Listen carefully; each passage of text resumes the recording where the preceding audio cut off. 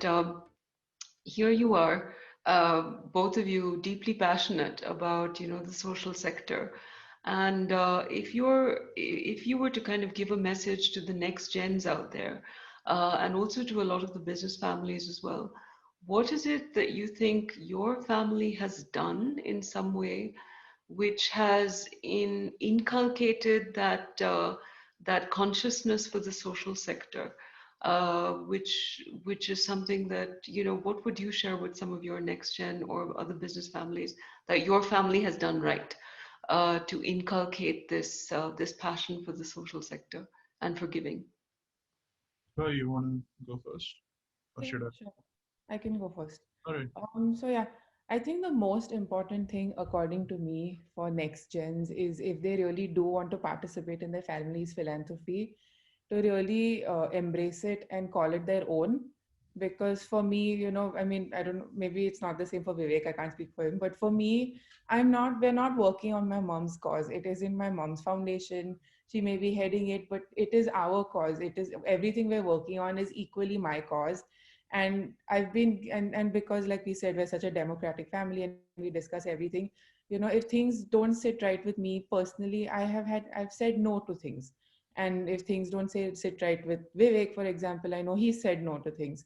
And I think that's very important because like my mom said, we have to move away a little bit from this patriarchal model of philanthropy, where one person, the elder in the family, makes all the decisions. And it's not sustainable going forward, because if people really want the next gen to be involved in their philanthropy, they need to have a say. They need to be immersed on it very early on, and they need to embrace it as their own cause. And if there is more that they want to do, if they want to do things differently, if they have any suggestions or ideas, then those must be taken on board as well. Because if it's, for example, if you grow up in a business family, you hear talk about of the business around the table. But and so you grow up knowing your family business. Dining table conversation is typically about what happened, maybe what's happening in the factories. But you don't you hear about it, it's your opinion isn't asked usually.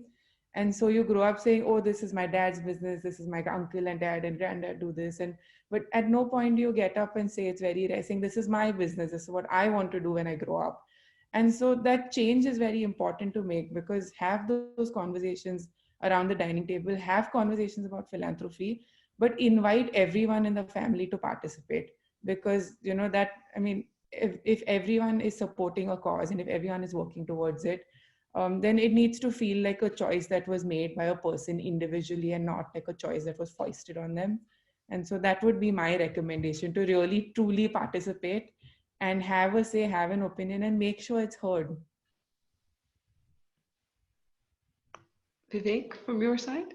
Yes. Okay. So I have kind of a general point for everyone who wants to do anything charitable.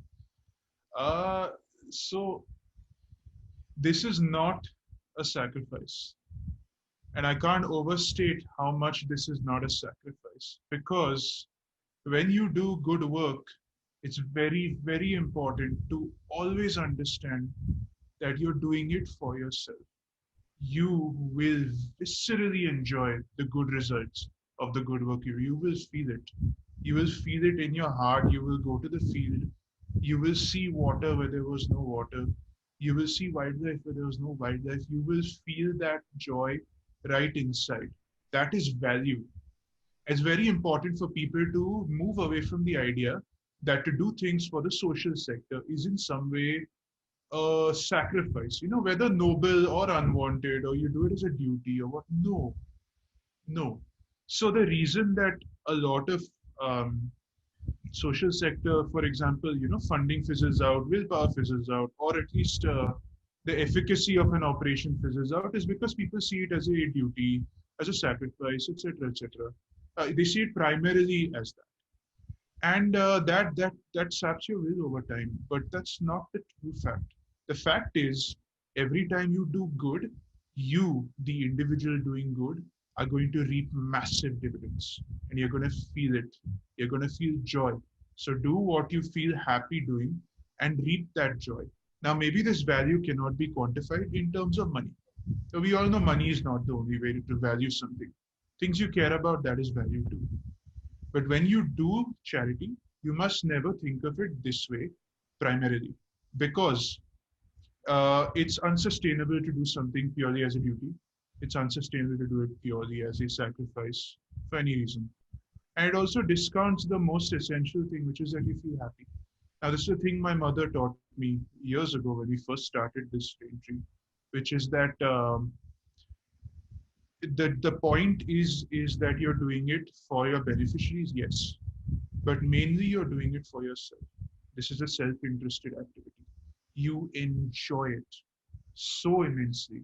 Every time you see a smile where there wasn't a smile before, every time you see somebody with stable mental health where there wasn't mental health before, every time you see a person with a disability look like slightly less stressed, every time you see a forest where there wasn't a forest, you see a water body where people were dying for like 10, 20 years to get a cup full of water to drink every day, that will make you viscerally happy, right to your core.